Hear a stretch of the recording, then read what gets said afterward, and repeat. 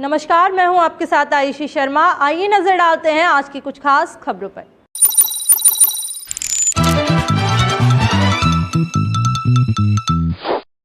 असम दौरे पर पहुंचे गृह मंत्री अमित शाह ने जनता को संबोधित करते हुए कहा, मुख्यमंत्री शिवराज सिंह चौहान ने वृक्षारोपण करते हुए नीम के पौधे का फायदा बताया। मध्य प्रदेश गृह मंत्री नरोत्तम मिश्रा ने किया वीर शहीदों को याद। चिकित्सा शिक्षा मंत्री विश्वास सारंग ने दीनदयाल रसोई को लेकर दिया बयान। कृषि मंत्री कमल पटेल ने कसा कांग्रेस पर तंज। कांग्रेस पूर्व मंत्री सज्जन सिंह वर्मा का बयान। कांग्रेस प्रवक्ता के मिश्रा ने भाजपा सरकार पर कसा तंज। खबरें अब विस्तार से। असम दौरे पर पहुंचे गृह मंत्री अमित शाह ने जनता को संबोधित करते हुए कहा कि आज मेरे लिए बहुत सौभाग्य की बात है कि मैं असम में मौजूद हूं। और आज मैं पूरब में छेक आसाम में आया हूं, जहां श्रीमंत शंकरदेव ने नव वैष्णव परंपरा की स्थापना कर वैष्णव परंपरा को प्राणवान बनाने का काम किया था। उन्हीं के जन्मस्थान पर आज मैं आया हूं।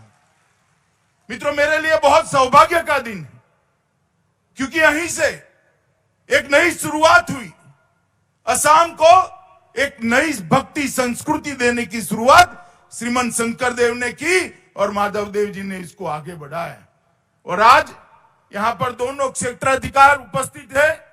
उनके श्री चरणों में मैं भी प्रणाम कर उनके आशीर्वाद मांगना चाहता हूं। मुख्यमंत्री शिवराज सिंह चौहान ने वृक्षारोपण करते हुए नीम के पौधे का फायदा बताया। मुख्यमंत्री ने कहा कि नीम के पौधे के बहुत से फायदे हैं, इससे बहुत से रोग गायब हो जाते हैं, इसलिए जनता से अपील है कि वह हर रोज एक पौधा लगाएं। श्रृंखला में मैंने नीम का पेड़ लगाया है। नीम के पेड़ में कई औषधीय गुण हैं। पर्यावरण को तो फायदा होता ही है। नीम की कोपल को अगर खाएं तो कई तरह की बीमारी भी दूर होती है। वृक्ष केवल धरती माँ का श्रृंगार नहीं है, बल्कि जीवन है। इसलिए मैं भी रोज पेड़ लगा रहा हूं। आप साल में एक बार जरूर लगाएं। मध्य प्रदेश गृह मंत्री नरोत्तम मिश्रा ने किया वीर शहीदों को याद। नरोत्तम मिश्रा ने कहा, आज सेना के वीर और शौर्यता को याद करने का दिन है। आज ही के दिन ठीक 2 साल पहले हमारी सेना ने पाकिस्तान में घुसकर उन्हें करारा जवाब दिया था। आज शौर्य और वीरता का हमारी सेना का दिन है। 2 साल पहले आज ही के दिन सर्जिकल स्ट्राइक में बालाकोट में जैसे मोहम्मद के ठिकानों पर हमारी सेना ने पाकिस्तान में घुसकर हमला किया था। उनकी वीरता को नमन और उनके शौर्य को नमन करने का दिन है। मैं उन्हें नमन करता हूं। चिकित्सा शिक्षा मंत्री विश्वास सारंग ने दीनदयाल रसोई को लेकर दिया बयान। विश्वास सारंग ने कहा कि हमारी सरकार का लक्ष्य है कि कोई भी भूखे पेट ना रहे, इसीलिए हमने दीनदयाल रसोई के माध्यम से गरीबों को भोजन उपलब्ध कराया था। हमारे सरकार का लक्ष्य है, भारतीय जनता पार्टी की सरकार में किसी की भी थाली और किसी का भी पेट खाली नहीं रहेगा। और इसीलिए पहले भी भारतीय जनता पार्टी की सरकार ने दीनदयाल रसोई के माध्यम से गरीबों को भोजन उपलब्ध कराया था। वो हमारा एक सफल प्रकल्प था। पर 15 महीने कमलनाथ की सरकार आई तो उन्होंने दीनदयाल रसोई बंद कर दी, क्योंकि उन्हें तो भ्रष्टाचार करके खुद का पेट भरना था। पर अब हमारी सरकार है जो गरीब की सरकार है, इसीलिए माननीय मुख्यमंत्री जी ने निर्णय लिया है और आज प्रदेश भर में 100 नई रसोई और शुरू हो रही है। कांग्रेस प्रवक्ता के मिश्रा ने भाजपा सरकार पर कसा तंज। कांग्रेस प्रवक्ता ने कहा, हमेशा गरीबों के साथ छलावा करने वाली सरकार भाजपा सरकार एक बार फिर दीनदयाल योजना का स्वैग रच रही है।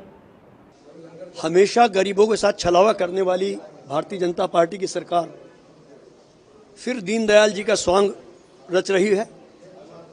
जिस सरकार ने गरीबों के गेहूं में नागरिक आपूर्ति विभाग के माध्यम से कंकर पत्थर मिलाए हों, रेत मिलाई हो, करोड़ों रुपयों का भ्रष्टाचार किया हो, राशन का पैसा कोरोना में भारतीय जनता पार्टी के लोग खा गए हों, अब वो किस दीनदयाल जी की बात कर रही है? मुझे तो लगता है कि दीनदयाल जी इस आचरण पर खुद रोते होंगे। और मुझे तो ये उम्मीद है कि जिस हिसाब से नेताओं के नाम बदलकर नरेंद्र मोदी जी अब अपना नाम रख रहे हैं, सरदार पटेल के नाम पर अपना नाम, तो दीनदयाल जी के नाम पर कहीं नरेंद्र मोदी रसोई नहीं हो जाएगा। कृषि मंत्री कमल पटेल ने कसा कांग्रेस पर तंज।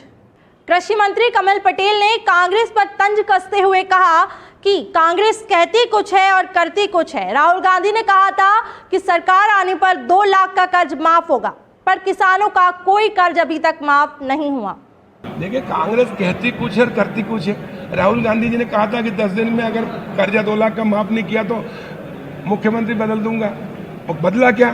कमलनाथ जी ने आज क्या कहा कि मैंने 1 घंटे के अंदर 48 लाख किसानों का 54,000 करोड़ का कर्जा माफ करने के आदेश में साइन कर दिए, लेकिन कर्जा माफ हुआ क्या? तो कांग्रेस तो कहती कुछ और करती कुछ और, इसलिए कांग्रेस की स्थिति खराब है। कांग्रेस पूर्व मंत्री सज्जन सिंह वर्मा का बयान। सज्जन सिंह वर्मा ने शिवराज के 2017 में पेट्रोल डीजल के दाम कम करने वाले बयान पर पलटवार करते हुए कहा कि उस समय 2018 में चुनाव आने वाले थे, इसलिए पेट्रोल डीजल के दाम कम कर दिए गए थे। सरकार अब दामों को कम करे। तथ्यात्मक बात करो मत, झूठ और सच की दुकान चलाओ। विधानसभा में भी यही कर रहे हैं। आज भी महिलाओं के ऊपर जब हम लोगों ने आपत्ति उठाई उनके भाषण पे, तो बोले ये आलोचना का विषय नहीं है, पक्ष और विपक्ष को मिल के काम करना चाहिए। अरे भैया, सरकार तो तू चला रहा है दादा, तेरी नाक के नीचे रोज बलात्कार हो रहे हैं। और तुम्हारा गृह मंत्री नरोत्तम मिश्रा कहता है बैतूल में जब शूटिंग हो रही थी, कंगना बहन घबराना मत, हीरोइन को संरक्षण देने के लिए कंगना बहन घबराना मत, पूरी सरकार तुम्हारी रक्षा करेगी। आज जीएसटी के विरोध में राजधानी भोपाल में भी बंद देखने को मिला। कॉर्पोरेशन ऑफ इंडिया द्वारा आह्वान पर जो बंद रखा गया था, आज न्यू मार्केट में भी सुबह 10 बजे से लेकर दोपहर 2 बजे तक बंद का आह्वान किया गया। न्यू मार्केट व्यापारी महासंघ ने भी बंद का आह्वान किया है और आज total all over India 8 crore व्यापारियों ने बंद रखा है और कम से कम 10 लाख यूनियनों ने व्यापारियों ने समर्थन दिया है कैट का। और इसके अंदर केवल हमारा विरोध ये है जीएसटी में सरलीकरण किया जाए, जीएसटी को बंद नहीं किया जाए। कैट हमेशा ये विरोध कर रहा है कि जो अधिकारियों को जो इनहेरेंट पावर जो आपने दिए हैं वो सब चीज़ें उसको सरलीकरण में किया जाए। सर 2 बजे तक मार्केट बंद रहेगा और उसके बाद में खुलेगा। पूर्व मुख्यमंत्री दिग्विजय सिंह का बयान। दिग्विजय सिंह ने कहा कि किसानों के खिलाफ 3 काले कानून है जिसको लेकर आंदोलन चल रहे हैं। यह आंदोलन पूरी तरह से गैर राजनीतिक है, हम चाहते भी नहीं कि यह राजनीतिक रूप ले। बात यह है, सभी वो राजनीतिक दल और किसान संगठन और आम आदमी जो किसान है वो सब आ सकते हैं, इसमें किसी को रुकावट नहीं है। आप भी आ सकते हैं, अगर आप किसानी करते हो या किसानों के हितैषी हैं तो आप भी आइए, स्वागत है। मुख्यमंत्री शिवराज सिंह चौहान का गरीबों को लेकर संबोधन। मुख्यमंत्री शिवराज सिंह चौहान ने कहा कि भगवान ने किसी में भेदभाव नहीं किया, सभी को एक नज़र से देखा। इसके बावजूद भी कई लोग गरीब रह गए और कई पैसे वाले हो गए। हमारी भाजपा सरकार जो अत्यधिक गरीब हैं उनकी सबसे पहले मदद करती है।